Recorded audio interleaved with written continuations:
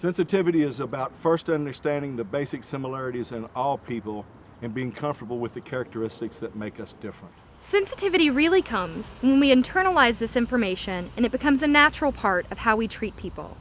I think sensitivity really occurs when you see the person as a person getting on your bus and you don't break it down in terms of what type of disability this person may have, what their limitations may be, what their abilities may be, but it's just a person getting on your bus.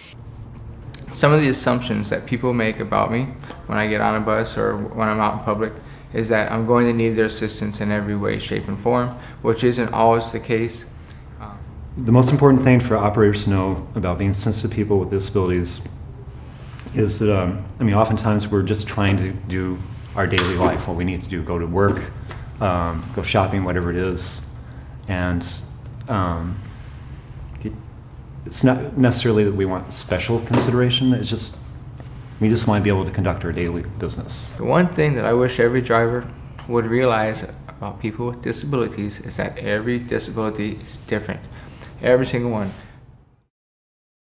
I think it's important to treat people with respect and not talking down to them. And respect to me is honor. When you honor somebody the way you would want yourself to be honored, you honor them. When you treat a person with respect, that shows. You have a person who's in charge of a vehicle that's got X amount of people on it and basically has their lives in his hand. And this can be a very stressful job, I understand. I mean, you have a huge machine, there's traffic all around you, and yeah. So there should be respect on that level. And then the driver should have respect for the passengers because it's good. For one thing, it's good customer service.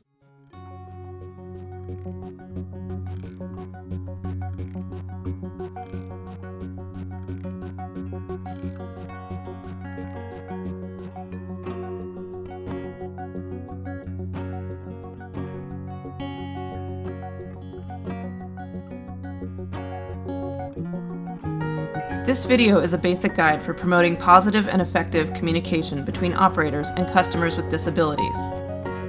As a bus operator, you are an ambassador for your transit system. Your excellent customer service will result in a positive experience for your passengers. It will also make your job easier. This video explains how best to serve customers with disabilities, incorporating the transportation provisions of the Americans with Disabilities Act. By using these tips for good customer service and safety, you and your passengers will have a safe and enjoyable trip.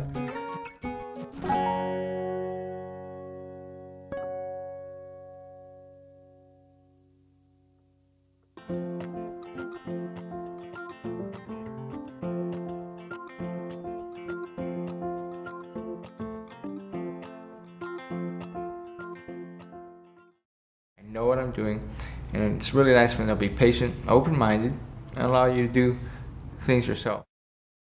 Over here in this country is actually very different, and you take these people as a very valuable person and with respect, and being around people with disabilities every single day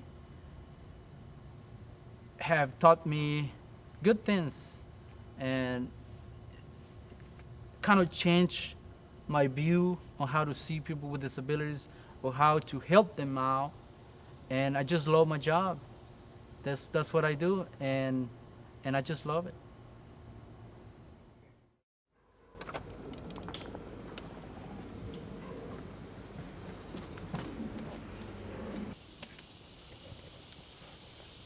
Hi there, sweetie.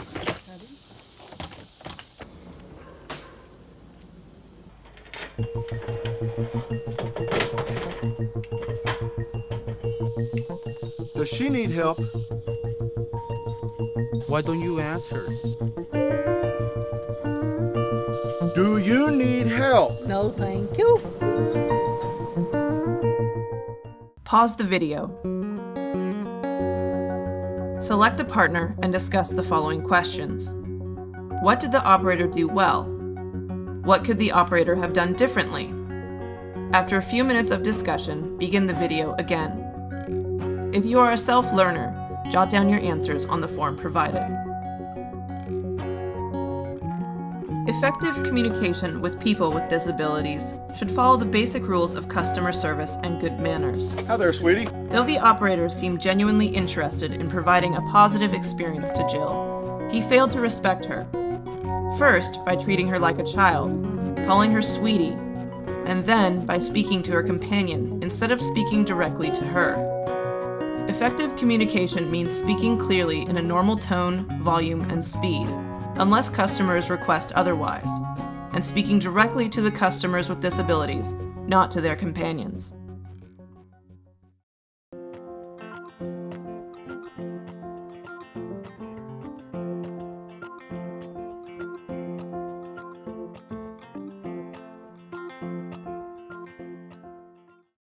I remember operator actually telling me she didn't realize that this gentleman was blind, and so she's asking, or he asked what bus she was, and she's like, can't you see?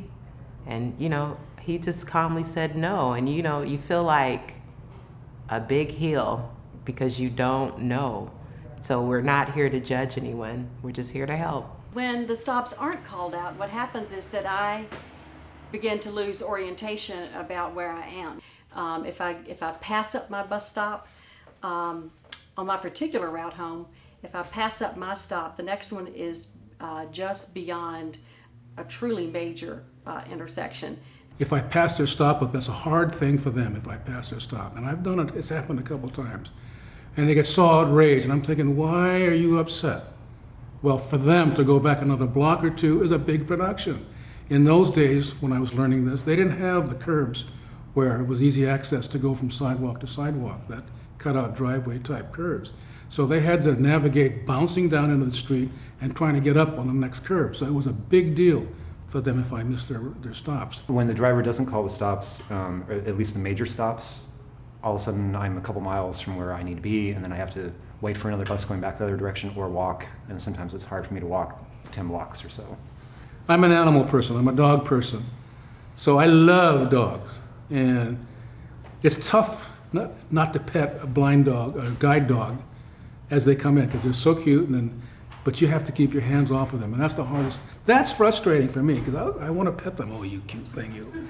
But you're not supposed to touch them, they're on the job. A common misperceptions about dogs is how much the dog knows. Like, the dog doesn't know which bus to get on, they don't know where to get off, they don't know where I'm going. They follow basic left, right, forward commands, and it's always up to the individual to be oriented and to know exactly where you're going next, and to instruct the dog. The dog's job is to keep me from falling down steps or running into poles. A couple things that operators can think about is, number one, to pull up to the curb when possible. So if it's not possible to pull right up to the curb, then it's very helpful if they tell me. The other thing that operators can do to make things move a little more smoothly is that when I'm standing in line, I don't always know, for instance, if someone's getting off the bus. The policy is generally let people alight from the bus before others board.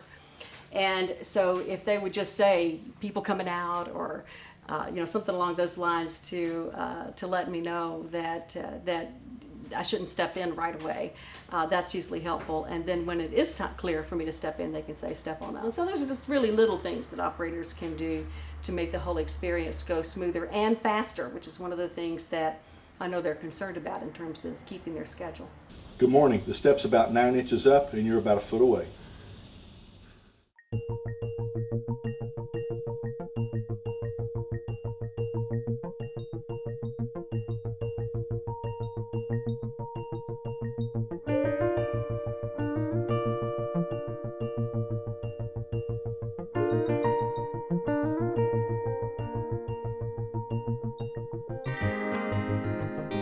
There are a lot of people who ride the bus who make that choice because they're wanting to not get stuck in traffic, or they want to save on the cost of fuel, or they don't want to have to pay for parking, and so they make the choice to ride the bus. For me, it's not a choice. It's my mode of transportation, and it's significant enough to me that all of the major decisions in my life are made around the availability of public transportation. Can you tell me where to catch the 74? It's right over there. Oh, excuse me. As soon as you step off the bus, it's 1 block to your right and a half a block to your left. Thanks. You're welcome. Pause the video. Select a partner and discuss the following questions. What did the operator do well? What could the operator have done differently? After a few minutes of discussion, begin the video again. If you are a self-learner, jot down your answers on the form provided. Never touch or talk to a service animal without asking the handler's permission. Service animals are working animals. Also remember that not all service animals are dogs. You cannot require special identification for a service animal, inquire about a customer's disability, or ask for a demonstration of the tasks that the animal has been trained to perform. You may, however, ask if the animal the customer is bringing on board is a pet or a service animal, and you may ask what tasks the animal performs. Operator or passenger allergies or fear of animals are not valid reasons for denying a ride to a customer using a service animal. Passengers with service animals cannot be required to sit in a specified area. A person with a disability cannot be asked to remove his or her service animal from the bus unless the animal is not under his or her control, or the animal poses a direct threat to the health and safety of others.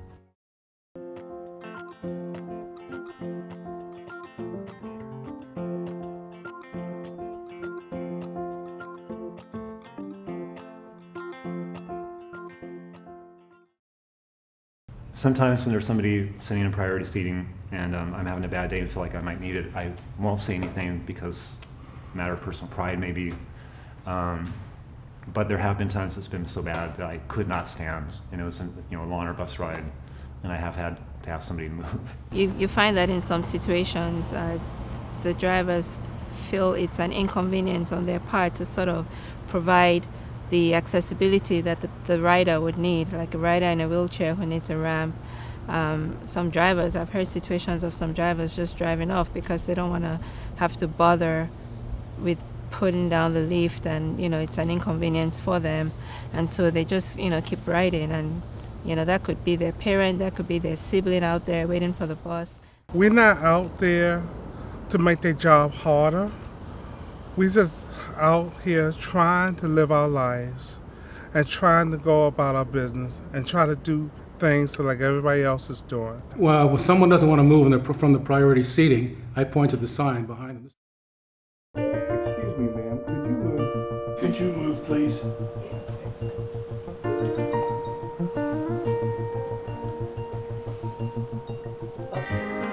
Thank you.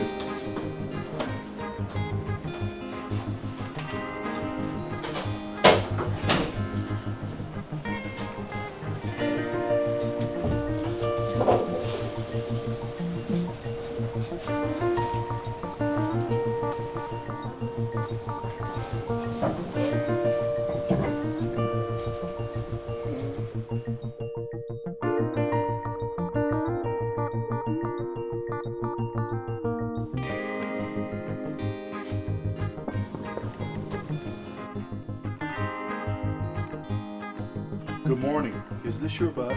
Yes, it is. Can you please go out the ramp? Sure.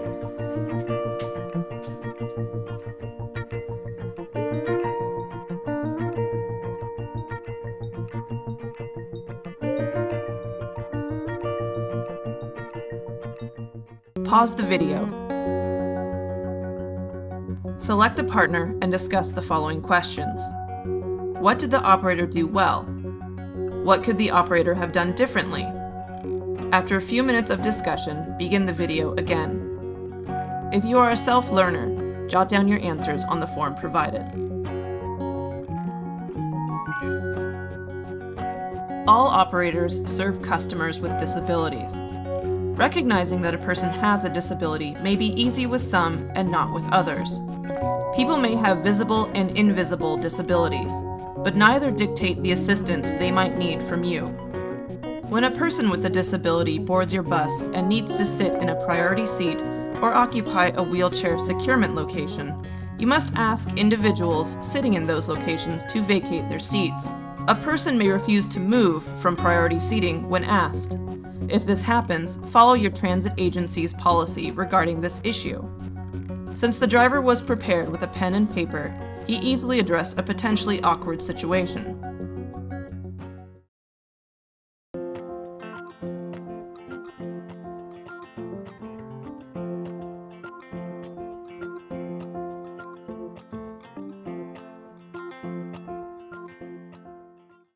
I've had dogs, cats, birds, rats, a number of animals I didn't think they used as service animals. The first time someone came on the bus with a bird, I just looked. I didn't know what to do or to say, or I can't tell them that that's not an animal that would provide some sort of guide for them. I can't say that, so it's just surprising, or it was surprising. It's important to know that the animal's behavior is always under the control of the handler. And so really the bus operator should have absolutely nothing to do with the service animal at all. The lifts were worked infrequently at best. The equipment was very complicated mechanically, and it would break down more than it was up, and it would some result of that was I'd be waiting at bus stops, and the bus driver would come up and say to me that the lift's not working and proceed to go on his route. It's very important that as a driver, I ask the person, are they ready to go up or down on the lift, so that I know that they're fully secured, holding the safety rails, and it's important for them to let me know when they're not. The procedures that have been developed by a lot of people in the transportation system are there for a purpose. They had generally tried to cover just about every situation, and I would prefer that they take it seriously and follow it, and they'll make their day good, and they'll make the person with the disability, they'll make their day good.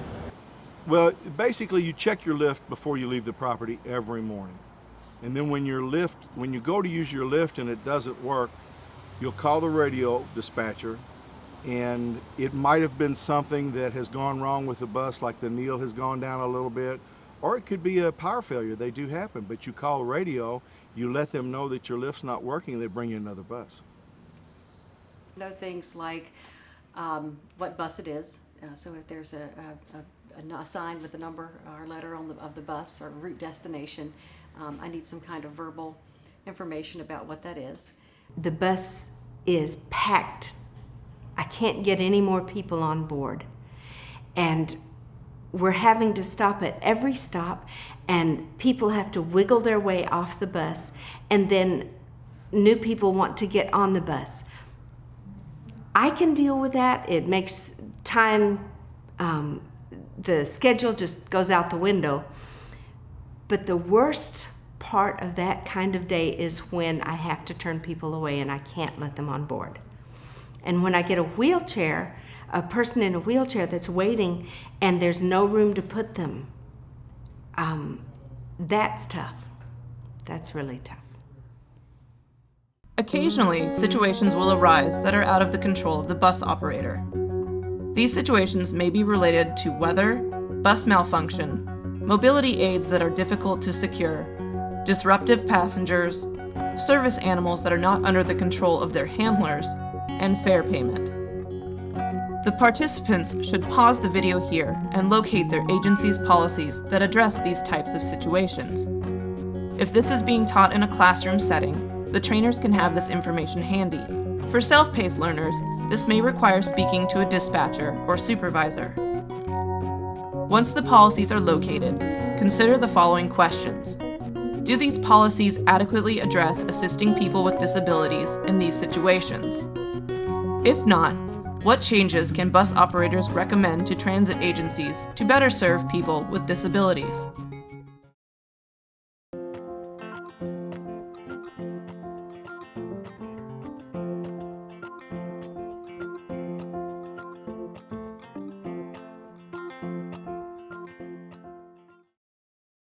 I feel as though I am an ambassador for my transit system.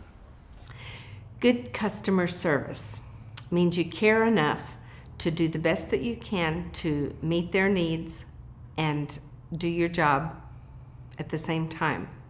Good customer service is providing a timely schedule. It's interacting with people, trying to stay on a positive note, making sure that any questions that I need to answer are answered, and if people don't understand, to kind of clarify. But just making sure that I'm at my best so that they get the best service out of King County Metro. Good service, good customer service, good service is making everybody happy. Make myself happy, make the passengers happy, make the company happy. I think it's very important for the customers because they feel good riding with us because they have too many choice. But if they find a good customer service, they want to ride with us.